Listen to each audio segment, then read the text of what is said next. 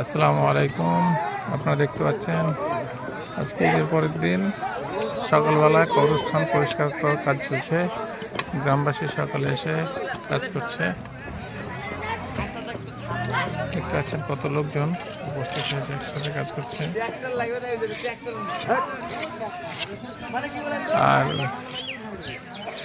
একসঙ্গে কাজ করার উদ্যোগটাই আলাদা, সবাই একসঙ্গে কাজ করলে ভালো লাগে। দেখতে পাচ্ছেন কত লোকজন উপস্থিত হয়েছে, একসঙ্গে কাজ করছে।